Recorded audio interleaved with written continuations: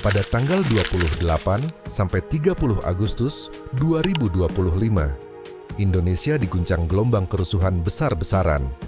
Aksi protes yang awalnya menolak isu tunjangan DPR dan kenaikan biaya hidup berubah menjadi bentrokan setelah terjadi satu insiden tragis.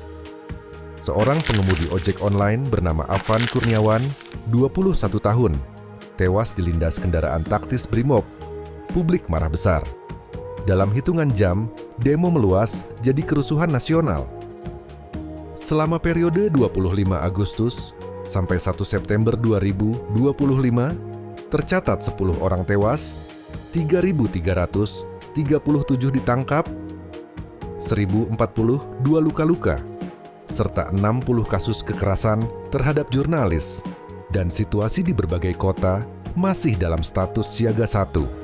Dengan aparat kepolisian dan militer terlihat mengepung area demonstrasi.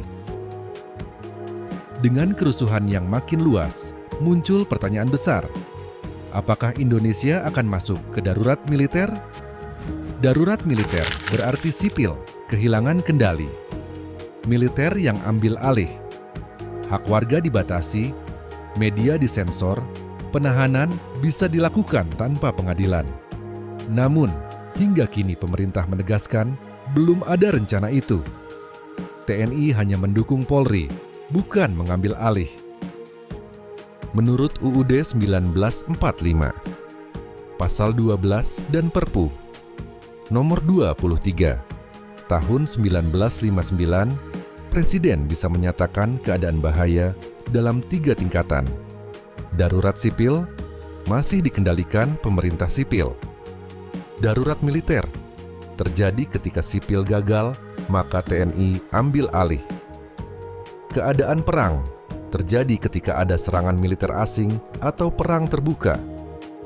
Apa yang terjadi jika darurat militer diberlakukan?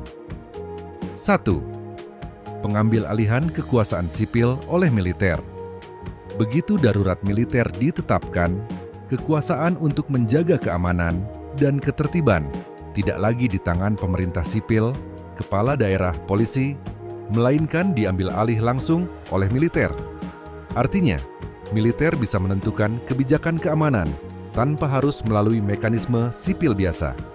Kedua, pembatasan hak-hak sipil, kebebasan berekspresi, dan pers akan dibatasi. Media massa, penerbitan, bahkan selebaran dapat disensor atau dilarang oleh militer jika dianggap mengganggu keamanan. 3. Penangkapan dan penahanan. Militer memiliki kewenangan menangkap orang, menahannya hingga 20 hari. Sebagaimana tercantum dalam Pasal 32 Ayat 1. Penguasa darurat militer berhak menangkap orang dan menahannya selama-lamanya 20 hari. Keempat, pengusiran dan larangan tinggal. Orang yang dianggap berbahaya atau mengganggu keamanan dapat dipaksa keluar dari daerah tertentu oleh militer. Pasal 28 ayat 1 berbunyi, penguasa darurat militer berhak melarang orang bertempat tinggal dalam suatu daerah atau sebagian suatu daerah yang tertentu selama keadaan darurat militer, jikalau setelah diperiksa oleh pejabat pengusut, ternyata ada cukup alasan untuk menganggap orang itu berbahaya untuk daerah tersebut, serta ia berhak pula mengeluarkan orang itu dari tempat tersebut. 5. Kewajiban kerja dan militerisasi. Masyarakat bisa diwajibkan melakukan pekerjaan tertentu yang ditentukan militer, misalnya membantu logistik, pembangunan pertahanan, atau kegiatan lain yang dianggap penting bagi keamanan. Apakah di Indonesia pernah diberlakukan darurat militer? Indonesia memiliki sejarah darurat militer di beberapa wilayah. Presiden B.J. Habibie menetapkan darurat militer di Timor Timur pada 7 September 1999 lewat keputusan Presiden nomor 107. Namun, status ini hanya berlaku singkat dan dicabut pada 23 September 1999. Pada 19 Mei 2003, Presiden Megawati Soekarno Putri mengeluarkan keputusan Presiden nomor 28 tahun 2003 tentang darurat militer di Provinsi Nanggro, Aceh Darussalam.